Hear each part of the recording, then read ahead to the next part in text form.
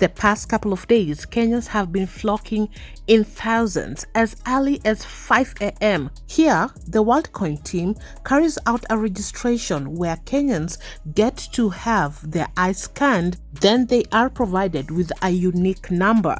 But as Kenyans' eyeballs are being scanned for 7,000 Kenya shillings, at what expense? How safe is their data? This morning, WorldCoin registration at KICC has been halted over security concerns. Let's get into it.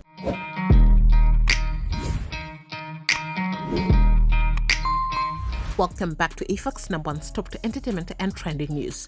Now, as of today, August 2nd, 2023, more than 350,000 Kenyans had signed up for WorldCoin in exchange for free cryptocurrency tokens which could be cashed out. Now, this showed the extent of how bad things are in the country, how unemployment has taken a toll in so many young people. They are willing to get that 7,000 Kenya shillings without knowing what they are trading for that amount. Is the data safe? As you can see in this particular piece, humans and technology, deception, exploited workers, and cash handouts, how WorldCoin recruited its 500,000 test users. The startup promises a fairly distributed cryptocurrency-based universal basic income. So far, all it's done is build a biometric database from the bodies of the poor. And this article was actually from last year, April 6th, 2022. And right now, the WorldCoin craze is right now in Kenya. So first of all, it's important that we understand what this WorldCoin is all about. WorldCoin is a digital identification platform conceived with an ambitious objective to establish a system where everyone on Earth can prove their humanity online. The project is led by Tools for Humanity. So how does it work? WorldCoin relies on 3 interconnected components. The centerpiece is the World ID, which offers a unique solution to verify the humanness of its users. It uses an iris scanner device called the Orb. The device scans the user's iris, generating a unique iris code, much like a fingerprint, that serves as a one-time identification mark to prevent duplication of World IDs. Now, why has there been a concern among so many people? Digital identity leveraged by biometric data is a complex and important issue. In the case of WorldCoin, it raises eyebrows as people seem eager to exchange biometric data, like in the case in Kenya, 7,000 Kenya shillings. This project is essentially trading biometric data, a sensitive form of personal information, for a handful of coins. WorldCoin's minimal entry barrier might have psychological implications as well. By providing an instant reward, it capitalizes on the human tendency to prioritize short-term gains over potential long-term risks. This tactic could be a gateway to larger requests in the future. The low cost of entry also raises questions about economic bias. Are people with less financial stability more likely to exchange their data for a relatively small amount? If that's the case, this brings about a troubling ethical issue. Are initiatives like WorldCoin unintentionally taking advantage of the economically disadvantaged? Many have questioned, Kenyans, do you know what you're getting yourself into? In layman's language, this is almost similar to giving someone your fingerprints, your identity card in exchange for 7,000 Kenya shillings. But how safe is your personal data that they have collected from you? A day before yesterday, Langata Member of Parliament Felix Odiwuor, known as Jalango, questioned the legitimacy of WorldCoin. In a video posted on his Instagram stories, Jalango said that he believes WorldCoin is a scam and that people who participate in it are likely to lose money, stating, ni mimi tu ama hii WorldCoin ni utapeli, naona watu watalia. For the non-Swahili speakers, he says that, is it just me or this WorldCoin is a scam? I see people will cry. Well, this morning the registration exercise for WorldCoin at the Kenyatta International Convention Center has been stopped over security concerns. The WorldCoin team carrying out the registration said police told them to stop the exercise and look for a bigger venue. Hundreds of Kenyans who had turned up were turned away as police locked the gate to the venue. Sadly, despite the privacy concerns concerns raised over the project by American Sam Altman, Kenyans have been trooping to the KICC in their numbers, lining up for hours and having their iris scanned. Long queues have been a daily sight at the KICC even after the Office of Data Protection Commissioner cautioned Kenyans against the cryptocurrency project that has caught the world by storm. Even questioned, do some of these Kenyans even understand what cryptocurrency is, or they are just registering themselves? Among the concerns raised about the project is why it's not being run in the United States, the home country of OpenAI CEO Sam Altman. Why is he not doing this in his country? Why in Kenya? Brings us to the point that I had mentioned earlier.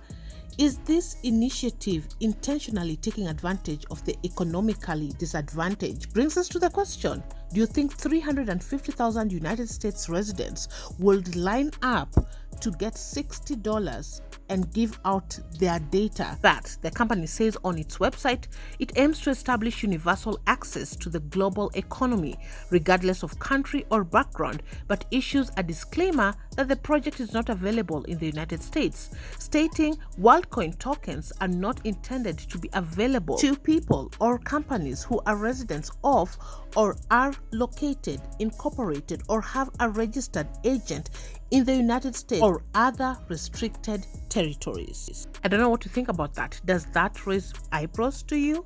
I want us to dive in and get to see what netizens think about this. So some of the tweets are also a reaction to WorldCoin registration at KICC being halted over security reasons. So one tweet reads here, a startup WorldCoin, a foreign firm can just walk in and set up offices in Kenya and start harvesting iris scan. The iris is the only unique identity a human has. So with a small token, Kenyans are falling over each other to allow their iris to be scanned, and we think it's just a cool, harmless thing. It's the duty of the state to interrogate such firms so that desperate Kenyans are not duped into something they hardly understand. Let me also be careful not to misuse the desperate. I think it also boils down to love for free things. In life, there's never free lunch. Says Eliud Owalo, you need to step in. Personal data should be a security concern, and the state must be convinced that it is a good, clean thing. These chaps just can't walk in and start scanning the iris of gullible Kenyans. Another tweet reads, as much as we ask the government to be protective of its citizens from exploitation and they come full force, let's all push the same government to do more in terms of job creation and opportunities to earn a living. If the WorldCoin is giving ordinary Kenyans 7K for scanning the iris, what do you think the government minister who okayed the exercise was given for each iris that will be harvested in Kenya? African governments, this is what failure is all about. Ask yourself, can an African company set up tents in Europe or in America and do the same? Never. Before these people started to extract data, I believe they had gone somewhere and sought authority. How come they are now suspending it after they had given license to go ahead? And what's the security of already extracted data should they find it dangerous? Now that's a good question. Over 350,000 Kenyans have already registered and got their iris scanned. How safe is their data in case they find out that it is dangerous? Another person says, then there occurs a massive data leakage to anonymous Sudan. They start complaining that their data isn't protected. Kitawaramba, #WorldCoin. This is a desperation population doing all it takes to sustain themselves. Your privacy is absolutely useless to you when you can't set food for your children on the table and afford basic items to sustain life. That's also a very interesting perspective, that data means absolutely nothing to someone who is desperate to put food on the table to sustain their children and even afford basic items. At that point, they don't think about their personal data or their privacy. Basically, Kenyans are selling their personal info that is collected via a scan of the iris eyes and rewarded by a small amount of cryptocurrency. The data then belongs to OpenAI, which aims to make it more powerful and controlling. The person who controls data is key. Data is the most solid financial resources of the world of technology, and therefore take note that there is nothing for free in the world. Don't be cheated, my fellow Kenyans. What are your thoughts on this? Do you think that what Jalango put out, Kenyans will end up crying when it comes to this world coin, as some have also put it, Kitawaramba? Well, at the moment, the registration has been halted over security reasons. What about the people who have already registered? How safe is their data? Anyway, that's what's happening on the internet streets. You are up to date. Thanks so much for watching. For this more updates, hit your notification bell so you'll be the first to be notified once you have any new uploads. I will catch you on the next one. Bye-bye.